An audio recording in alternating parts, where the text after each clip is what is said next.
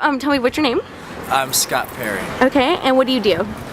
I'm a canvasser for a political organization, but I've been a house painter most of my life, third generation. I was taught by my father, who was taught by his father. What have you heard about women's reproductive rights? Like, what's happening right now with, have you heard about anything? Yeah, there's a lot of assaults coming from all directions. I mean, it's like, the term you hear in the political debate is the war on women, and that's a nice catchphrase, but like, before they started using the catchphrase, I was noticing this going on. It's ironic to me that the same side of politics that talks about not having the state in our lives, running our lives, is basically forcing women to get raped by doctors in order to get medical care.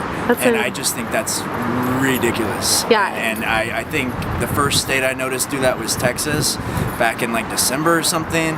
I might be getting that wrong, but like since then I've just noticed like several different states. It's almost like every month another state passes a law like that, and I'm just like, really, guys? Yeah.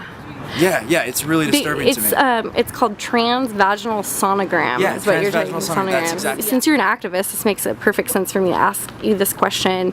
What can you do to fight against your state lawmakers? Well, geez, I mean, the same thing that got women's rights in the first place, you know? I mean, it's like the suffragette movement, you know? People on the streets, people being loud in your face, you know, being proud, standing together. That's what makes change happen. These people, like, they have picketers outside Planned Parenthood, which, P.S. by the way, every girlfriend, I'm from a lower middle class background, every girlfriend I've ever had got their primary health care from Planned Parenthood. We've never had an abortion.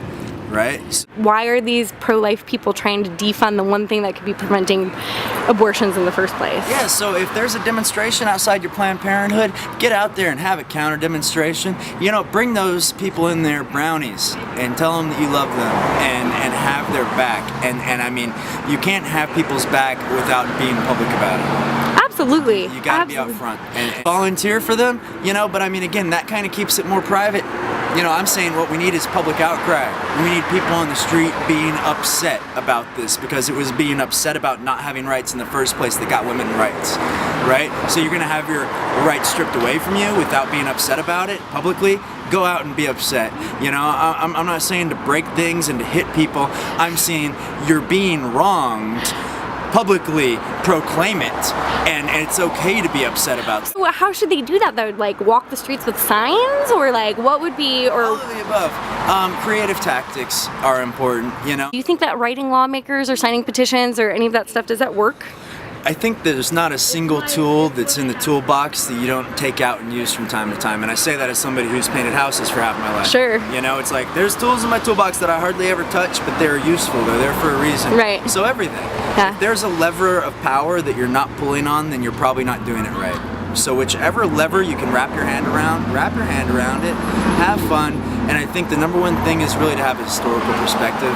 When the suffragette movement happened, I think, what was that, 50, 80 years before any real change happened, from like about the time of the Civil War to the early 1900s, you know? So have historical perspective. Understand that the conversations you're having with people today are gonna affect them 10 or 20 years down the line. Right. And that if you have a setback today, that might inspire more people so that you have a bigger victory tomorrow.